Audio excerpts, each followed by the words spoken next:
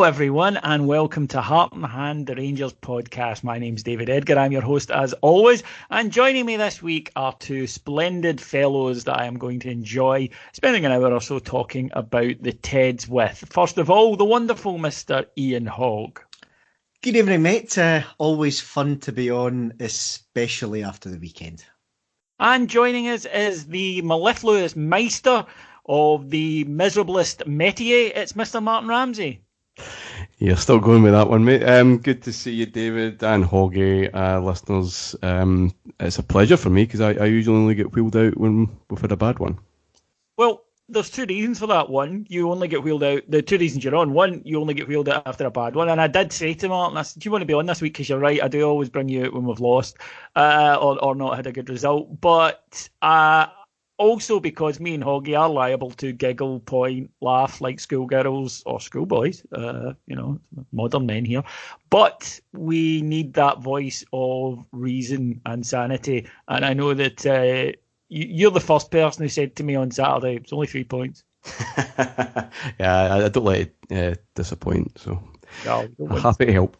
Don't want to get ahead of ourselves. That's a lie, actually. I do want to get ahead of myself, but we did that in December and look where it got us. But, of course, the mighty Sons of went to Parkhead at the weekend and very comfortably, without really breaking sweat, Hoggy, beat Celtic by 2-0. That's a fan's point of view. I'm allowed to say, we didn't break sweat. They did. They worked extremely hard to do it, but they didn't have to produce their A game, and they comfortably handled Celtic and were, I think, really content at 2-0 to just go, I've got some big games coming up. Yeah, do you know, the goalie, McGregor, I think he went for a shite during the second half, if I'm being honest. You know, it just wasn't needed. Defence was excellent. Midfield was really, really dominant. I thought the midfield performance was really mature. And they worked together in tandem. I actually thought the forward line was pretty quiet. Second half, however, they did create better movement than they did in the first half. But as a forward line, you're expecting more from the likes of a Morelos and Kent and what have you. But you're right, you know, it was, from a fan's point of view, Saturday was a piece of piss. Didn't feel it during the game. Absolutely not, because we've all got that scar tissue that we talk about all the time. But watching it back, it was easy. It was so easy. And there's a cautionary tale for future Old Firm games and upcoming games against the likes of Livingston and Kilmarnock domestically. But it was just easy. And I guess the measure of how easy it was, David, is the lack of blaming of referees, the lack of blaming of the Masons or any nonsense like that. And we weren't at it. We didn't really get out of second gear. Whilst, as you say, we had a game plan, we stuck to it. The fullbacks didn't go marauding forward. And it just lulled Celtic into that, we're not quite sure what to do, and we kept on putting the ball in behind. So yeah, 2-0, we didn't go gung-ho. I must admit, I wanted us to. But hey, I'm not the manager of Rangers for a very good reason. And we did look as if we were just conserving energy, big games to come. Old Firm games shouldn't be like that, but it was damn nice that it was. Martyn, it was almost shockingly routine. It felt like Rangers were a very controlled, disciplined performance, yes, but it was never backs to the wall or anything even approaching it. I mean, back's about 50 metres away from the wall most of the time. And I think that what pleased me the most was every Rangers fan I spoke to last week was either confident or was saying, I'm worried about how confident I am and trying to downplay it. But every one of us felt, we're going to go there and turn them over. And some of that might be bravado, but it didn't feel like bravado. I wasn't doing it because I was harbouring a secret fear. I don't think anybody I know was. I think it was a case of, I think we're actually better than them, 11v11, and we'll beat them. And the thing that pleased me the most is that's exactly what we did. Yeah, there were nerves during the week. Obviously, a lot of speculation about their team, and how long have we heard speculation about how many Celtic players would miss an Old Firm game, Dave? It goes back quite a long way, and lo and behold, there they all are on the Saturday. Teams come out, and I text you and said there's no excuses today. That is the worst starting 11 I've seen for 10 years. Maybe the Scottish Cup semi in 2016. And I agree with you, even best 11 against best 11, Rangers under Gerrard shape up very nicely. Old Firm games aren't really an issue.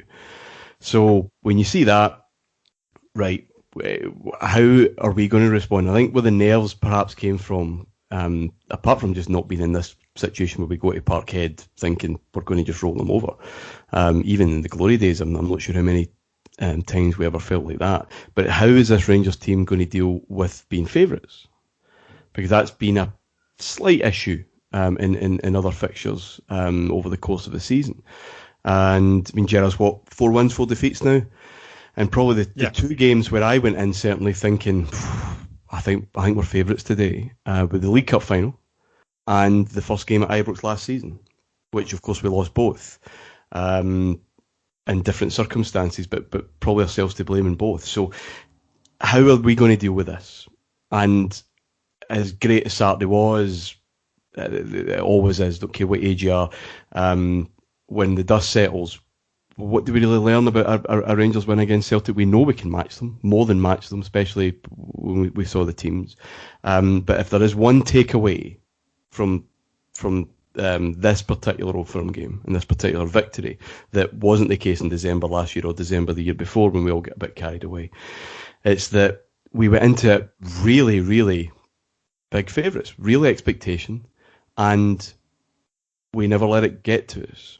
We were ruthless, we were professional, we were controlled, and take away the Old Firm nerves that we all have, and just look at the football. That's Rangers away from home at a bottom half team. Yeah. Early goal first half, early goal second half. Don't expend too much energy. Big game on Thursday. It really was, and to kind of back up your point there, I think that for me it feels different this time. I think there was a lot of bravado after the last few wins. Certainly I know I engaged in it, but this one just felt different, and I think it was the manner of the performance. It was the fact they went there as favourites and didn't shit the bed, and it was also the way afterwards the players went, yeah, well done lads, we fist bump off the park, job done, and away. And it was almost like, I think that they might actually be beginning to grow up. And listen, the previous 2 occasions, the previous 2 Decembers, is understandable why we get carried away. Yeah. These were big landmarks, just beating them for a Parkhead. And you know, we're emotional when it comes to this fixture, and we do let ourselves get a bit carried away, and that's understandable. But you're absolutely right. The reaction, certainly from the players, you'll still see the odd thing on Twitter. Not learning the lessons of the past, but that's fine. Certainly from the people who matter, which are the players and the management staff, there is very much a different attitude. There was no massive fist pumping and just this delirium that followed the previous 2 results. They knew they had to win, really, given the setup, given what they were facing, and that they could, and they did, and tick it off, and off we go. And it's if that becomes business as usual, then we'll be in a good place.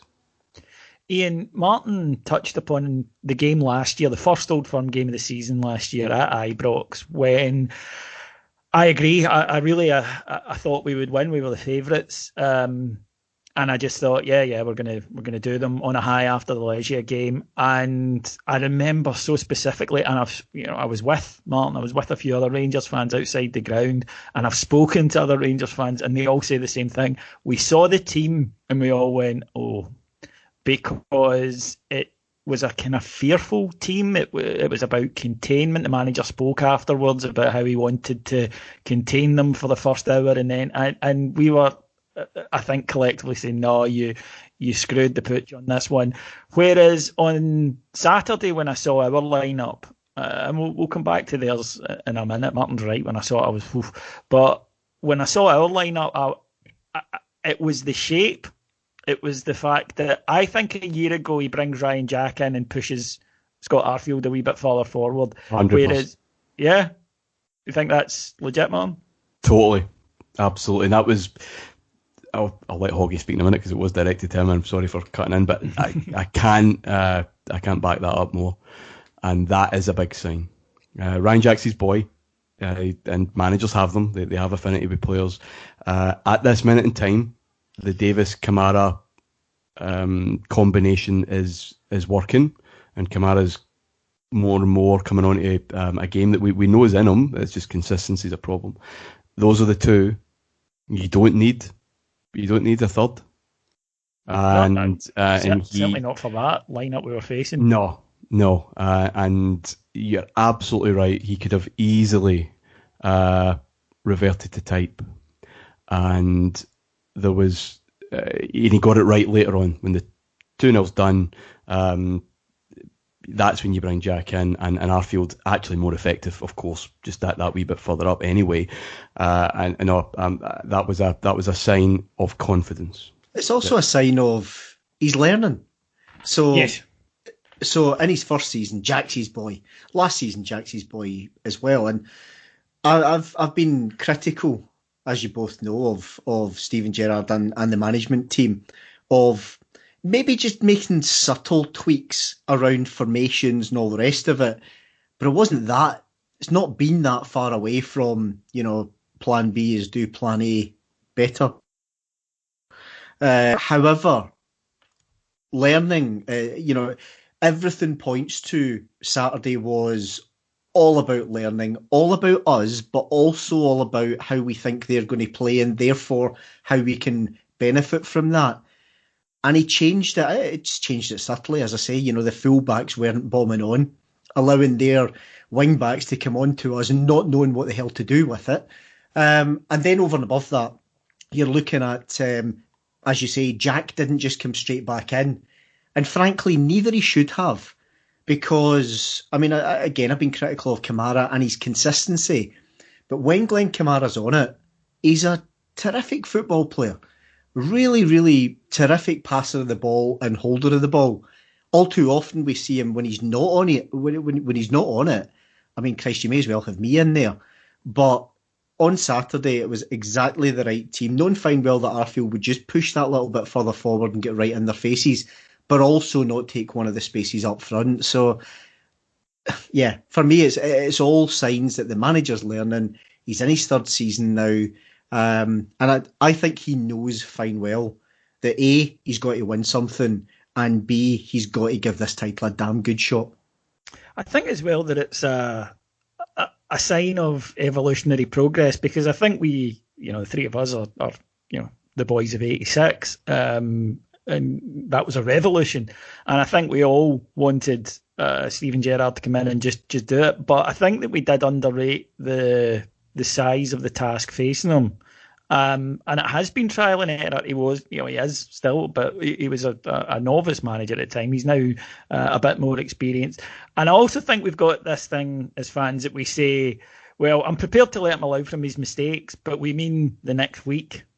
We want it fixed. We don't mean, in a bit of time. Whereas I think you could see a side at the weekend, Ian, who have been building for a few seasons now. Connor Goldson said a really interesting thing after the match when he was asked about the defensive solidity. I thought the back four, all of them were superb at the weekend. But he said, yeah, we've been doing that for 2 years now. We all know what we're doing. And it means that, Philip Helander, Borna Barisic can come back from internationals into a game like this, but it's cool because we all know exactly what we're doing. Yeah, and you take the likes of, you've got Balogun and Katic and Bassey can come in, and hopefully Patterson can come in. They're obviously training like that. They're obviously practicing like that. Goldson saying that, the comment that he made around, we've been doing this for 2 years, we've been practicing this for 2 years, we know what we're doing. The amount that's been picked up in the wider press, I think, is huge, because it's really highlighted. It's shone a light on Celtic and Lennon, and they haven't got a fucking clue what they're doing. And the fans don't seem to know what they're doing. And of course, that's that feels like a relatively dangerous place actually to be in, because surely that can't be the case. But we'll maybe come back to that. But Goldson simply saying that we've been doing this for 2 years. This all goes back to the training ground, and it goes back to the likes of Michael Beale and co. And day in and day out, they're doing the right stuff, I think, and they're being trained in the right manner, and the right drills, in the right way. It's just second nature to them now. Now, okay, that doesn't account for, Goldson's brain fart in the first half when he lets El Yunusi in, but mistakes are going to happen. But the way that by and large, apart from that and one in the second half, the way that defence is drilled and the way the likes of Stephen Davis sits in front of them, it's obviously second nature to them now, David. And that's, you go back to that revolution of Souness, and it was all about the spine. It was all about the defence and the keeper and getting that right with the central midfield. And it has evolved. It couldn't be done straight away. But Saturday just shows the through that now. Martin, I think by common consent, from what I've read from people within football who know the tactical side of the game a hell of a lot better than I ever will, it has become, it's become clear that they seem to feel that Rangers are a significantly better coached side than Celtic. Now, they would still point out, that Celtic have some quality players, a couple of them were missing at the weekend, which we'll come to, but we're fans, so it's easy for us to say, well, obviously we're going to think that with our blue tinted glasses on, but it does seem to be coming from a lot of professionals with no skin in the game to say, well, yeah, this is quite clear, and showing you examples that looked fairly hard to argue with. Yeah, I think even the criticisms of Gerald over the last 2 and a bit years when they've come, I don't think it's about ever been about effort and attention to detail and approach. We know that we've been coached. There's been a lot of effort into coaching. It's the type of games, though, that we've excelled in Europe, some of the Old Firm games, where we have been the reactive side, and we have been the underdogs, and that suited our tactical approach. It suited the players that have been brought in, and it suited maybe Gerard's man management comfort, that breaking, punching up, and so there's no doubt that where the doubts have come is our tactical adaptability, and how we're coached for other problems in Scotland, and the man management side of that, different pressure, which happens at Rangers, tough, and those question marks are still there, but it's never been about a lack of trying or a lack of effort or a lack of know-how. It's just that we've been built into a team that's very, very good at being reactive, very, very good at chasing a dream when we're not fancied, and it's getting the comfort, getting the solutions when we absolutely are every week. And if we are sat here in this very same show 2 weeks tonight, and we've gone to Rugby Park and we have delivered the same controlled, comfortable performance and result, I'd still be buzzing off that in a way that I'm not really after the weekend. It's been and gone, and as I said, we know what we are up against Celtic in a head-to-head. Put 8 of those on the spin. You and I are cricket fans, David. That's scoreboard pressure, and that's a different ball game, and that's what we've not been able to do. We know that, and if we can crack that, obviously the game changes, and we are real contenders. But that's what the next 2 months are going to tell us. I think that the reason that fans have been enjoying it, obviously, enjoying the manner of it as well, Ian. But the fact is that we have had this, post-Christmas slump the past 2 seasons, and I think the fans are saying, okay, you are definitely on the right road, but we need to see you get a bit further along it before we can start to forget the past 2 seasons. And maybe that's not a bad thing, because maybe it's something the players need to bear in mind as well, which is you've made mistakes in the past, learn from them and improve. And I think the midfield is a really good example of that, because I felt at the weekend that, let's face it, that's a midfield that's been there for a while now. But Kamara has improved very much so this season. Arfield has improved this season significantly. The manager spoke last week about him no longer playing international football, and I think that is clearly benefiting him. And also, we had talent on the bench. We had a depth that we didn't have. All we heard about were the players Celtic were missing. We were without Kamar Roof. We were without Joe Aribo. We had Yanis Hadji sitting there on the bench. These were guys who've been around Rangers for, pretty much the last couple of seasons anyway. And it was a level of improvement and confidence across the side that I think helped deliver that result. Yeah, they clearly went into the game confident. They clearly went into the game to hold the ball. Let's allow Celtic onto us and largely see what they had about them. The midfield, 50 grand, incidentally, spent on that midfield at the weekend. So the same amount that Shane Duffy will earn this week. Yes, that's the same Shane Duffy who, my God, he can place a cross-field pass straight into row X, can he? That was marvellous. Mosney-esque. Oh, absolutely marvellous. There's, as a slight aside, they've only signed him because he's Irish. Let's face it, an Irish Celtic 100%. Fan who just, who's dying to be the Irish Bobo Baldi. Jesus Christ, I'd be surprised if the guy can pass water. However, 50 grand that midfield cost us versus the likes of the Celtic midfield that cost them the thick end of 10 million quid between three of them. But of course, Celtic were under strength and all that. Our midfield was, like I said up front, just a very, very mature, calm performance. But unlike a lot of the performances we've seen, maybe if we reverse 2 years, and you remember Europe was a bit harem-scarum, especially through the qualifiers. We've just seen this team mature and want the ball continually, even in tight spaces. How many times on Saturday did Kamara come away with the ball when he's been pressed by two guys? It was controlled. It was defence to the midfield. In control. And it felt in control. There was none of Ufa away type tactics. My only wish for Saturday was that the front three were firing, because I genuinely didn't really think they were, David. Martin, on the subject really then of what we were up against, we lived through season 97-98, and it's hard not to draw some parallels, which is hunger is a very difficult thing to retain for any side, no matter what the grail is or how important it is to the support. And if you make bad decisions, then it makes it very difficult for you to then go on and achieve. And I would say 97-98 was an example of this. I would say that 2000-2001 for Rangers was an example of this.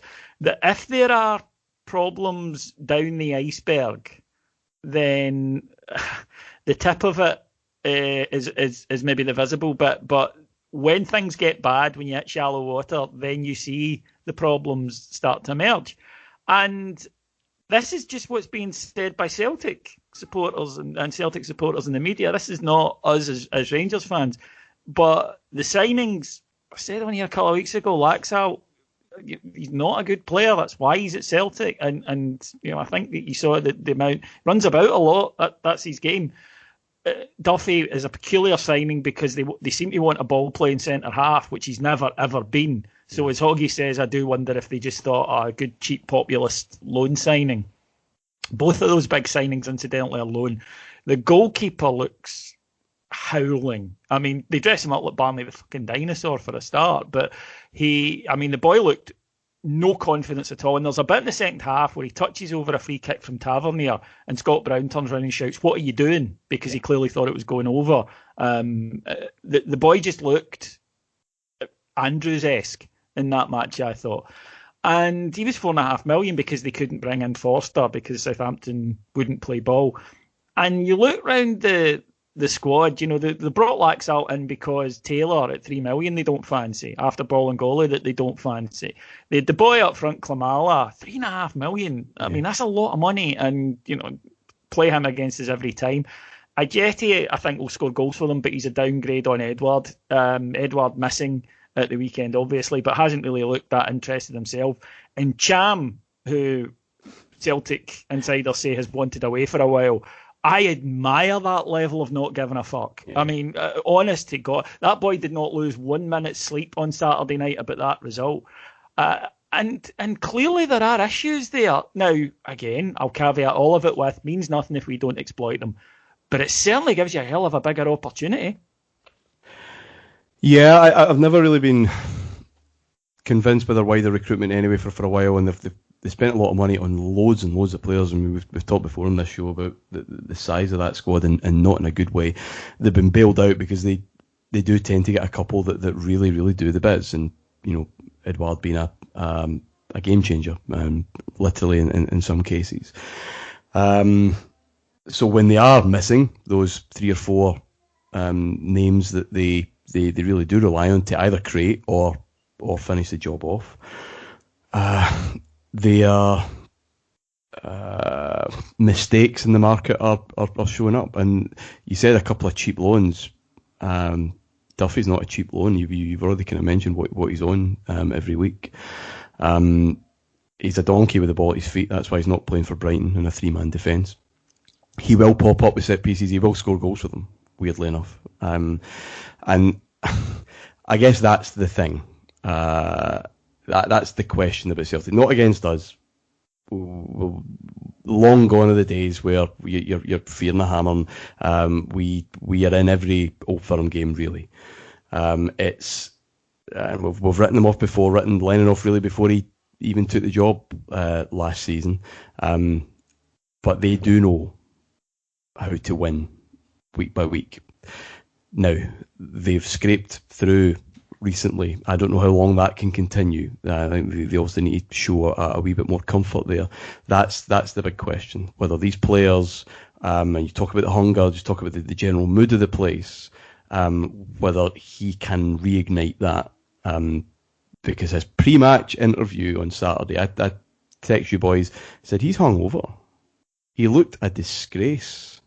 And he didn't look confident. He was just saying what he felt he needed to say about being excited. He was trying to kid himself, I think. So it doesn't look a happy place, but it's not against us. They, as I said, they know how to just pick points up regularly. And we finished this first quarter, which on paper was harder for us. We finished it so well. It's quarter 2, by definition, on paper is harder for them. And that's going to be...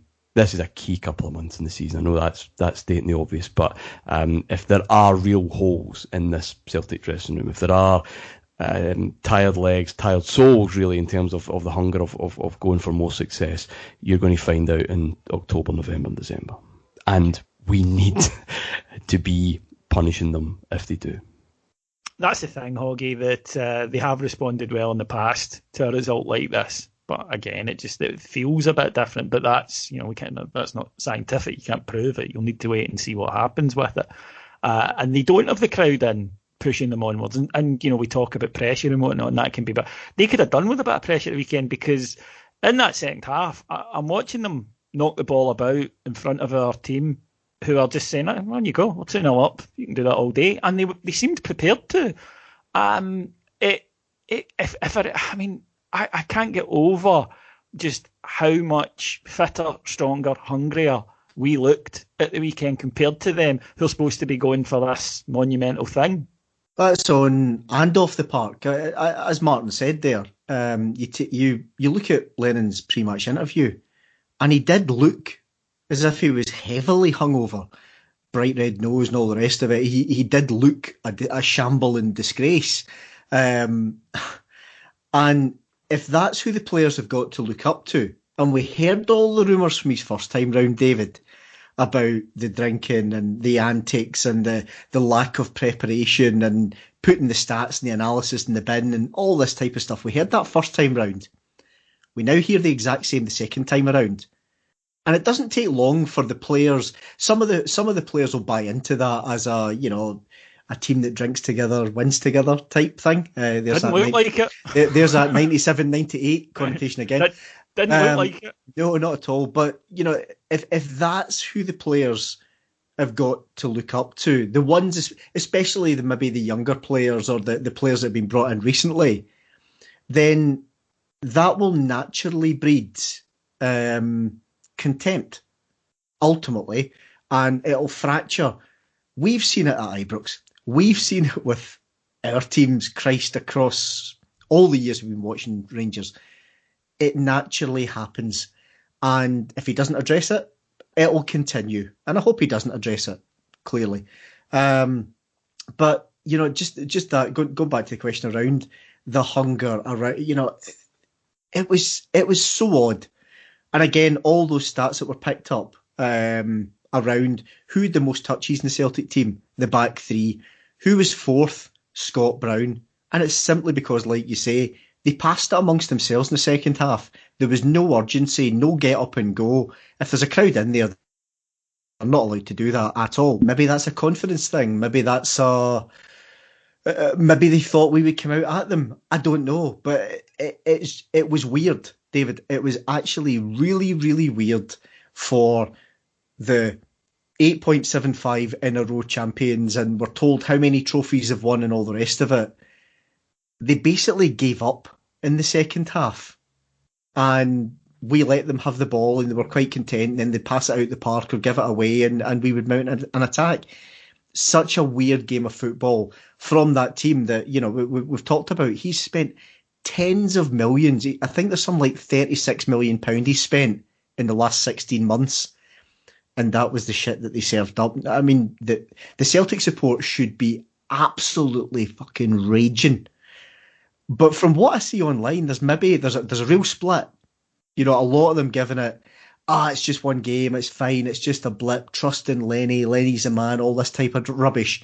Then you've got the folk who have seen this movie before, as we have, 97, 98, going, we need to change this and change it now because we know how this movie ends. And here's hoping, of course. Yeah. But it was a weird game, and it's been a really, really weird aftermath. Lennon, for always chucking the stats guys under the bus and all that, he isn't a complete clown, but from the outside, he appears to be a very good emotional manager. He does well at using atmosphere, positive or negative, and preparing his players to feed off that. And obviously there was none on Saturday, and it was the weirdest Old Firm game I've ever seen. They expected us to come out clearly with the bomb and fullbacks. The inclusion of Barker would suggest we expected them to play out, and we would get some space in behind, and we would need pace for that. Neither really happened. So for most of the game, what you had is a bit of a standoff. That's why that first goal was so important, because then we held the cards and obviously get an early goal in the second half to kind of finish it off. He didn't change anything, really. He's thrown on players, but nothing in terms of the shape changed.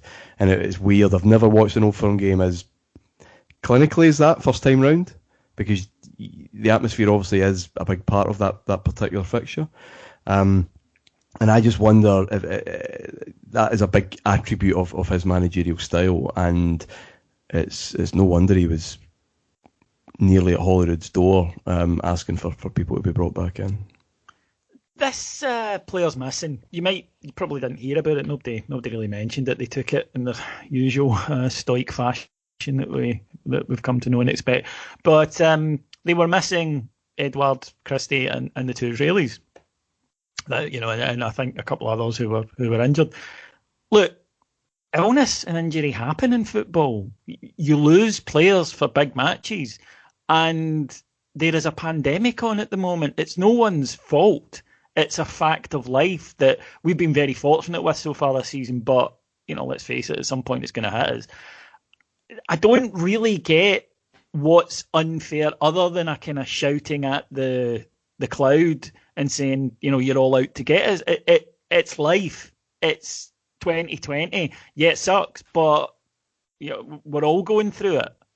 Yeah, the mysterious Masonic COVID-19. It will hit us at some point. This is where stupid comments come back to bite people in the arse, David. You'll recall Celtic went to, I was going to say Love Street, whatever it's called now, St Mirren Park. And St Mirren had, was it 3 goalkeepers out due to COVID-19. Yeah, and they had to emergency one in. Yeah, they had to draft in. Was it Lamal from Hearts? I'm amazed Hearts did business, but that's another story for another day. They brought in. Nobody cares. Nah, sorry, mate. Nah, I'm never letting you bring it up. Fuck them. But they brought in another keeper who'd never played with St Mirren in his puff, and Lennon gave it the big. Well, we can't go postponing games simply due to COVID. They didn't have a goalkeeper. They were almost they were going to be forced to stick a forward in goals. So therefore, no one in football can have any sympathy, I don't think, that Celtic lost 3 players to COVID and 1 for being an absolute fucking idiot in Ryan Christie. He knew the guidelines. He knew social distancing. Yet he went to supposedly play PlayStation with his 2 pals behind a locked door, incidentally. Fancied a game of the PlayStation, and then Nicola in Edinburgh was meant to make it all better. They lost some to illness. Edward and Beaton are certain starters. Let's not kid ourselves on. El Hamed is not a certain starter. He has only started half of Celtic's games so far this season. And then you've got the other couple that are out injured. Christopher Jullien. None of them fancy him. None of them at all. Not up for it. He gets bad press through the Celtic fans. And similarly, James Forrest, who I think's hurt us in the past. But I don't think there's many Celtic fans out there that care that he's injured because they fancy others in his place. So let's not cry crocodile tears over that shower. We had Katic out, Roof out. Bongani Zungu's just joined and is in self-isolation. Aribo just coming back. Ryan Jack coming back from injury and on the bench. Nah, no crocodile tears from me. Let's not be childish. I mean, you get 3 or 4 starters. We would be saying the same thing. It's spin. Of course it does. And we would spin it as well because that's what football fans do. We have done in the past. I have done in the past. It doesn't matter because, Amoruso was out or whatever. The biggest irony, and I think we're all in agreement, or most of us in agreement, international football during this time, really. Does there need to be that? Is this really a priority? But the biggest irony started on that. Yeah, but the biggest irony being that the only reason we are playing, or the Old Firm game was played on Saturday right after an international break, was because they moaned and, let's be honest, fixed the fixture computer to put that game exactly when it was. It could have been August. It should have been August. It should have been September. Yeah, exactly. So that's your luck. And you mean, sorry, Martin, you mean that wasn't just one big coincidence? That wasn't one big coincidence, but it is heartening to hear, despite what I've been told, that Peter Lawwell doesn't actually run the entire country or the judiciary system. But football matters, yeah. I think that's probably fair to say. So yeah, that was just a bad luck. But when you have spent, as you've said, so much money on options, then they should come to the fore. They are not scrambling around behind the sofa for players. And again, come back to those team sheets. The most heartening thing was our bench. I don't know when we've gone into a big game with a bench with options as reliable as those are. Here's something that I understand, believe it or not, that after Celtic's troubles in the 90s, when they were a comedy side, when they didn't even matter to us, let's be, see, kind of like 6-7 in a row, you heard their result and you laughed a wee bit. They weren't a factor. They weren't, and they just didn't matter. And then when they improved a bit under Burns, I was always a wee bit sort of reluctant to accept it because I had enjoyed laughing at them and them being a joke, and it had been fun. And now that they were back and potentially able to win things again, it slightly annoyed me. So I was slow to grasp it. I didn't want to believe it. I really see that right now in their attitude towards us, Martin. I think that they are just point blank refusing. Now we know the admin fantasy that they cling to the way that a denizen of Parkhead would cling to a bottle of El Dorado. But they also, I think, are very apt to look at us and say, well, they're average, despite the evidence suggesting they're not. Mental issues at times in terms of when we've been favourites, 100%, got to say it. Loss of confidence that spread throughout the whole team, yep, got to say it. Mm-hmm. But the European results alone prove that this Rangers team can play a bit, right? And it's quite apparent. And then at the weekend, you see Kamara. That was just an outstanding performance. I mean, it really was. It doesn't matter the context or who did it or when. It was just a tremendous midfield performance from him. You look at the intelligence of the players to play that. You know, we've spoken about the tactics. They all knew what they were doing. They all were where they were supposed to be. You looked at Goldson and Helander, two proper centre-halves, and they looked every inch of it. You look at the full-backs, two incredibly talented players, certainly, when they're attacking, but I thought defensively they were excellent as well. You look at the work rate of the front three, and I agree with Ian, they didn't have their best games, but they still caused bother because they were creating so much space and dragging those defenders into places they didn't want to go. But they just do not want to accept that this Rangers team is capable. Oh, I think now 2 defeats in a row at home, and that they're going to have to. I'll go back, the question marks about what I would call scoreboard pressure. You winning every week and seeing what the other team's going to do, those still have to be answered, and I'm not sure how many sleepless nights they'll have yet about that. But interesting, you should draw the allusion to the early 90s and reactions. You're right, 6-7 in a row, Celtic were a nonsense, and those were the worst years of that run for us. Rangers were shit, relatively speaking. We were slow, we were tired, we were having a breather. You know, minimum effort to just get over a title. And then Celtic win a Scottish Cup, and they've got a new manager, and they've got something about them. And you know, you might have not wanted to recognise that as a supporter, David, but the club did. And we bought Gascoigne, and Celtic didn't touch us for 8 games, 9 games. And obviously we'd win the next 2 titles and everything else. So there was a reaction to Celtic getting their act together. Maybe they had the wee reaction with Rodgers, obviously, after the Cup semi-final. But they would be foolish to do that now. But again, you're right, fans probably they want to excuse, and they want to tell themselves that everything's going to be fine. That's kind of what we do after annoying defeats. But I think in head-to-heads, I think any Celtic fan, Tommy Sheridan all the way down, is trying to convince themselves as much as they're trying to convince us that they think they'll walk it. I think the head-to-heads now, they should know by now they're in a fight. It's the other thing. Tommy Sheridan, man. Fuck. Oh, I'll give Celtic fans that. They will remain the undefeated champions of cringe, because they just do things that any Celtic... I do wonder if when you're giving your first Celtic top, there's also a bit of a quid pro quo. You have to give up your embarrassment gene, and they just remove that from you. And therefore you will allow yourself to then start to be featured in these videos and whatnot. My goodness, they have... The gift that keeps on giving. Hoggy, all good.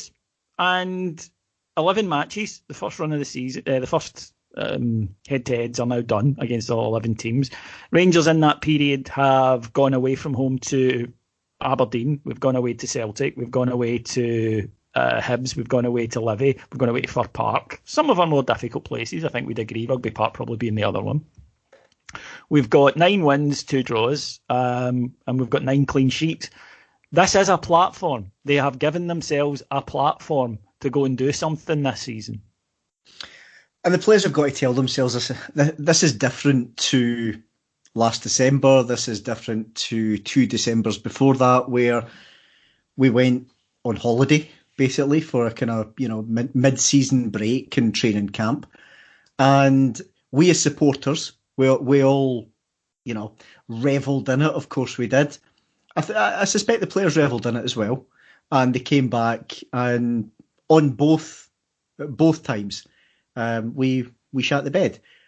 I think it's brilliant that we've got a game almost straight away, 5 days later, away in Belgium. And then we're at Livingston. And then we're going to have another European game. And then we're away to Kilmarnock. I would rather they're coming thick and fast now, David. The first 11 league games, if I'm being picky, and I'm going to, we were a shambles in Livingston. We just didn't turn up. And at Easter Road, we chucked it away. We got ahead and we chucked it away. We should probably be sitting here with more points now. 9 wins and 2 draws and 9 clean sheets. That is perhaps being picky because we're going to drop points across the season. But back to Martin's point, it's about getting that winning run going and beating I'll go back to a 90s phrase, beating the fodder continually, getting ahead and then cruising. And that's what we need to do. So, I am heartened by we've got games straight away. We can't dwell on it. We're going to have big games. We've got Livingston at the weekend. We need to go to Rugby Park and get over the line there. And then you're right. We've all of our difficult trips, or so-called difficult trips, are for the first half of the season. Let's not beat about the bush. Under Gerrard, I think at this point in his first season, I can't remember the stats, but something like 6 wins, 4 draws, or 3 draws and 2 defeats, something like that. Last season, I think we had 9 wins, 1 draw and 1 defeat. This season, 9 wins, 2 draws, 9 clean sheets. That's progression. But we cannot rest on the laurels. We need to go out and continue that level of performance that we saw on Saturday and continue it against Standard Liège and Livingston and Benfica and Rugby Park, etc. And it's the only way that we're going to eradicate the scar tissue of, well, that's fine, we've won that big game, but we might fuck up the next. Yep, you're absolutely spot on there. Right, folks, that will do us then for this week. My thanks to the 2 guys for joining us. First of all, Martin. Pleasure. And to Ian. An absolute pleasure. If you haven't seen it, go on to Twitter, folks, and search for Tommy Sheridan's videos from the weekend and also the Rod Stewart song, because you will piss your pants laughing. Very careful when you're searching for Tommy Sheridan videos. Yeah, you might end up saying a wee bit more than you want to. The thing about Tommy Sheridan that always makes me laugh is, the way he talks. Do you think he talks like that at home? It's a disaster. Well, would you like a cup of tea, Gail? Fucking hell, mate, calm down. But I've always said this about Celtic supporters. If they didn't exist, we wouldn't be able to invent them. No. Because they're beyond parody. They really are. They exist in a world of their own. I think most of us wish they did. Anyway, thank you to the guys for joining me. Thank you to our executive producers in London, Mr. Mike Lee and Mr. Paul Miles. And can I just say, if you like what you hear from us, and clearly you do if you manage to get this long into this show, then please think about coming along and subscribing to our Patreon, where you can get up to 5 shows every single day on all things Rangers, history, players, current events, tactics, you name it, it's there. It's a veritable smorgasbord of staunch, and it's just $1.99 per month, 50p per week. We're giving it away. We're also very, very close to 5,000 subscribers, which would be, of course, a landmark moment for us. So this is a good time to come join the community. Trust me, it's a happy place right now. Thanks to everyone for listening. We'll be back next week. Until then, take care. Bye-bye.